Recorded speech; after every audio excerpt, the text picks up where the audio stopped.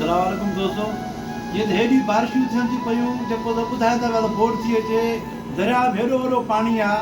पोइ बि असां वटि जेको त झटा पिया था हणनि माण्हू, तव्हां ॾिसो था पिया। हे कॾहिं सबड़ खान यूसी हमल आहे तालको वार, हे ज़िलो कंबर शहजाद कोट, उहो ॾिसनि था पिया हेतिरो पाणी आहे, दरिया में हेॾो वॾो पाणी आहे। पोइ बि ज़ालिम पाणी कोन था ॾियनि का आबादी थिए त माना हे हथ सां बोर्ड जो प्रोग्राम आहे हिननि जो न, तॾहिं पाणी कोन था ॾियनि असांखे। न त हिमल जो जेको त अगस्त महीनो पियो थो हले त जेको त जुलाई में जेको त रोंबा निकिरणु खपनि हा। हे अॻ में माण्हू ॾिसो था पाण त केॾा जेको त दरपदर लॻा पिया आहिनि, माण्हू ख़ुदकशी पिया था कनि। जेको त हे आबादी कोन था करनि, जेको आबादी थिए भला माण्हू पाण भरा थियनि। हे जेको त पिंडी ॿाहिरि मुल्क मां आया, जेको त 1 खरब 36 अरब, उहे त पंहिंजे पेट में आहियूं, उहे त ग़रीबनि खे न ॾिनऊं जेके बोर्ड जा पैसा हुया।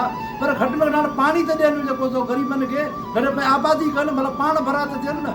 हे त कुझु कोन था ॾियनि, भला पाण भरा थियनि न। हा, हेॾियूं बारिशूं थियूं त पोइ बि झटा पिया था हणनि। तव्हां पाण ॾिसी सघो था पिया, हे जेको त ॻोठु कढियो सबड़ खान, उनजो हे मंज़र आहे। तव्हां ॾिसो इहे ज़मीनूं कीअं पयूं आहिनि, माण्हू झटा हणी ॿिज पिया था भराइनि। हिन खे ॿिजनि लाइ पाणी कोन्हे को, रोंबा त पंहिंजी जाइ ते थिया, ॿिजनि लाइ पाणी कोन था ॾियनि। ईअं वाहन खे बंदि करे अहिड़ा ज़ालिम ऑफिसर आहिनि। ऐं असांजा जेके आहिनि नुमाइंदा जेके आहिनि, त जेको त उन्हनि खे बि एॾो ख़्यालु कोन थो थिए त असांजे तक वारा माण्हू परेशान आहिनि, हुननि खे पाणी कोन्हे को।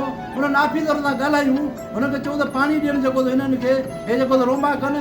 पर असांजा हुकुमरान ऐं असांजा नुमाइंदा इहे ईअं ई था चाहिनि, हे जे ग़रीब आहिनि ॾींहों ॾींहुं पोइते थींदा वञनि। हिननि खे जीअं साह सत न हुजे, न कंहिं रोड ते वञनि, न कंहिं जलसे में शामिलु थियनि, न इहे वञी को धरणो हणनि।